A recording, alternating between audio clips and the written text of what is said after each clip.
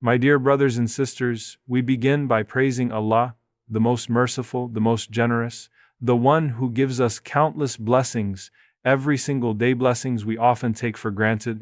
And one of the greatest blessings He has given us is time. Allah swears by time in the Qur'an. By time, indeed, mankind is in loss. Surah Al-Asr, what does this mean?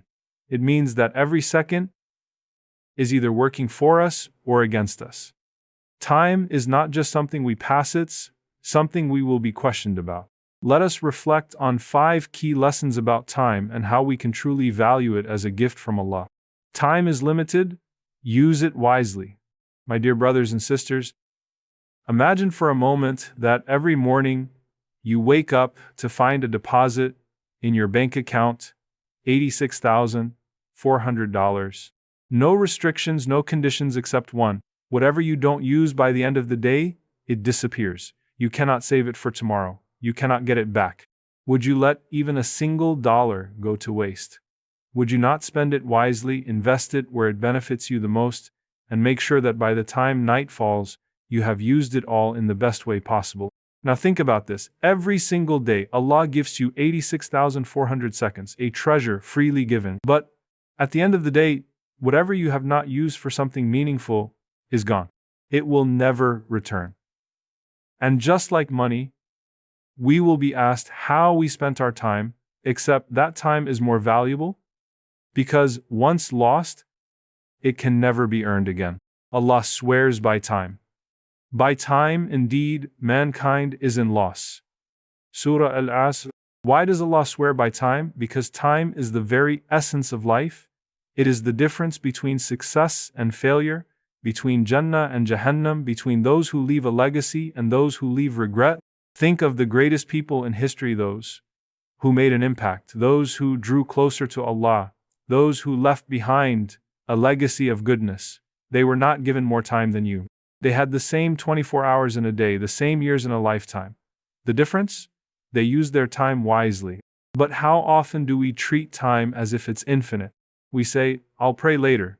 I'll start memorizing Quran next month.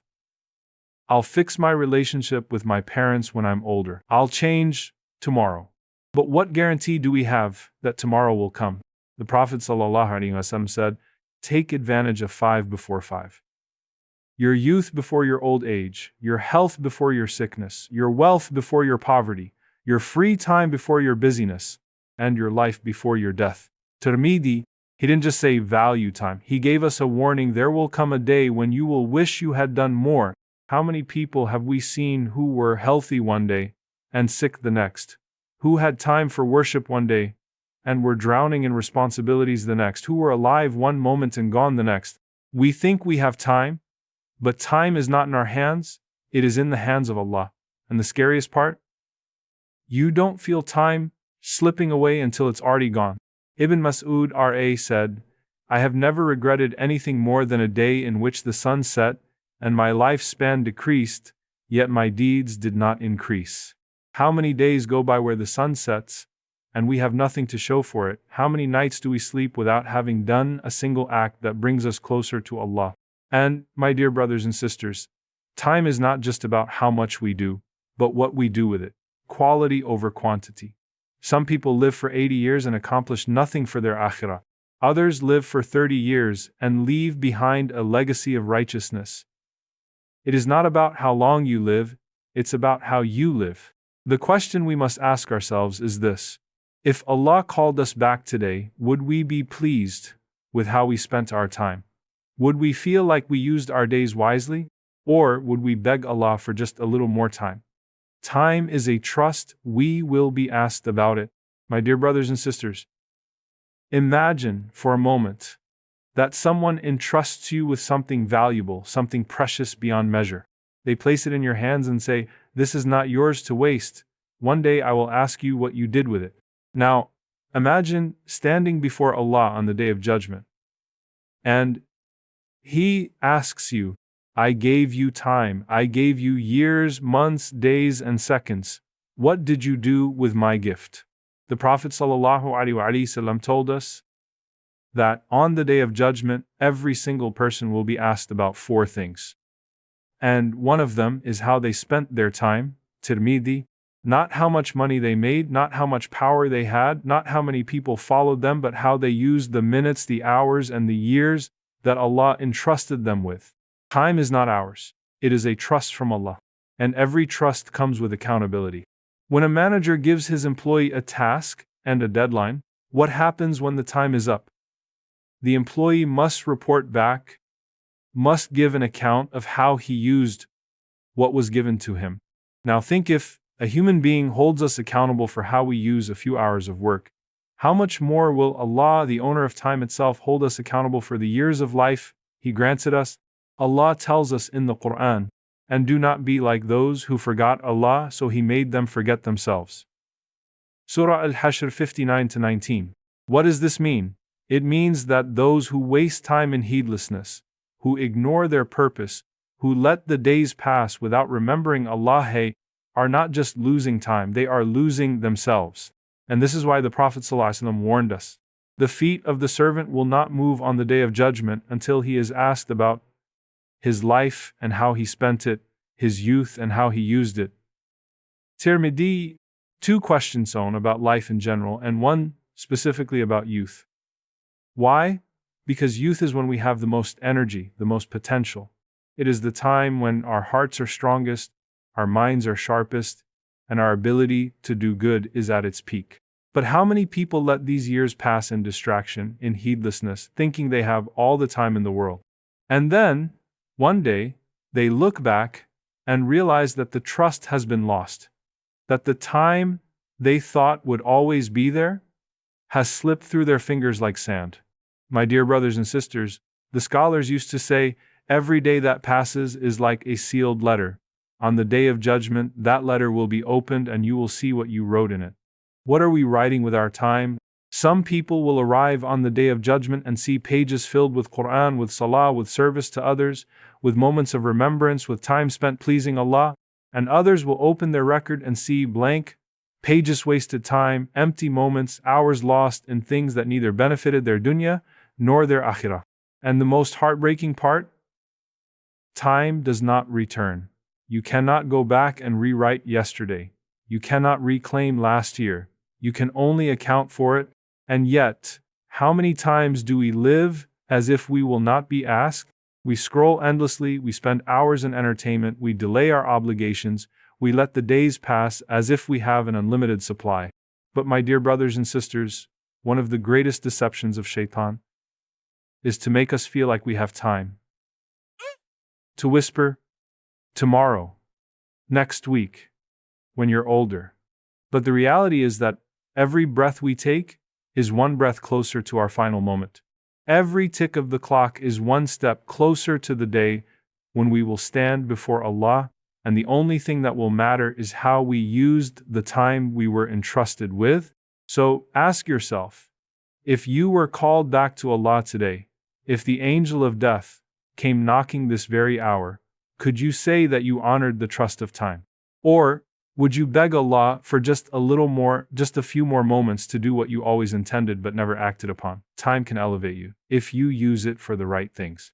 My dear brothers and sisters, have you ever looked at the lives of the great scholars, the righteous people, the companions of the Prophet ﷺ, and wondered, how did they achieve so much? How did they leave behind a legacy that continues to inspire us centuries later? The answer is simple. They understood the value of time.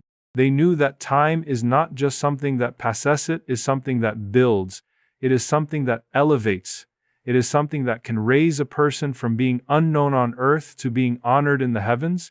Think about the people of the cave in Surah Al-Kahf. Young men, insignificant in the eyes of society, yet because they used their time to stand for the truth, Allah immortalized their story in the Qur'an. Think about the great scholars like Imam al-Nawawi. He lived only 45 years, yet his work, his Riyad as-Salihin, his 40 Hadith continues to benefit millions of people to this day. And then think about those who lived much longer, but their names and deeds have been forgotten, because it is not about how long you live, but what you do with the time Allah gives you. Allah tells us in the Qur'an, raise in degrees those who have been given knowledge. Knowledge elevates a person, but knowledge is only gained through time, through the minutes and hours spent in reflection, study, and worship. And look at the Hadith of the Prophet ﷺ. The most beloved deeds to Allah are those that are consistent, even if they are small. Bukhari Muslim. This is the secret of elevation, through time, and not just doing something good once, but using your time in a way that builds a legacy of good, even if it's in small steps. Some people think that greatness is built in big moments, in grand gestures, in one-time acts of worship. But true elevation comes from the quiet, consistent use of time in ways that please Allah. Take the example of Abu Bakr as-Siddiq, what made him the greatest companion. It was not one single act, it was not one heroic moment, it was his consistency in doing good every single day. He was always the first to respond to the call of the Prophet ﷺ, the first to give in charity, the first to pray, the first to serve others. Time elevated him because he used it for the right things. Now, my dear brothers and sisters, ask yourself, how do we use our time? Do we use it in ways that elevate us, that bring us closer to Allah, that build our akhirah? Or do we let it slip away in distractions, in things that neither benefit our dunya nor our deen? The scholars say, time is like a sword. If you do not cut with it, it will cut you. Meaning, if you do not use time for your benefit, it will turn against you. It will be a witness either for you or against you on the day of judgment. And subhanAllah, we see this truth in the people around us. Some people, no matter how busy they are, find time to read Qur'an, to pray their nawafil, to give in charity, to serve others. And others, even if they have all the free time in the world, find ways to waste it scrolling endlessly, lost in entertainment, delaying the things that truly matter. But time is not just a passive thing, it molds you. If you spend your time in dhikr, in seeking knowledge, in acts of service, your heart will naturally become attached to Allah. Your faith will grow, your status with Allah will rise. But if you spend your time in heedlessness and distractions and things that harden the heart, then time will take you further away from Allah, without you even realizing it. The choice is ours. Will we let time elevate us, or will we let it pass us by? Time is a test. How do we spend it? My dear brothers and sisters, every single moment that passes is a question from Allah. What are you doing with the time I have given you? Allah tells us in the Qur'an, and we test you with good and evil as a trial, and to us you will be returned. Surah Al-Anbiya 21:35. Time itself is part of this test. Every hour, every day, every year, Allah is watching, and the angels are recording. The question is not whether time will pass, it is how it will pass and whether we will pass the test that comes with it. Some people think that tests only come in hardship, but time is a test in both ease and difficulty. Some people are tested by suffering, others by comfort. Some are tested by loss, others by abundance. For the one struggling to make ends meet, time is a test. Will you remain patient? Will you trust in Allah? For the one drowning in wealth and success, time is a test. Will you remain humble? Will you remember that everything you have is temporary? For the young person with endless opportunities ahead, time is a test. Will you use your youth for something meaningful, or will you waste it on distractions? For the elder who has lived through decades of experience, time is a test. Will you reflect on the past? Will you prepare for what comes next? The Prophet ﷺ said, "This world is a prison for the believer and a paradise for the disbeliever."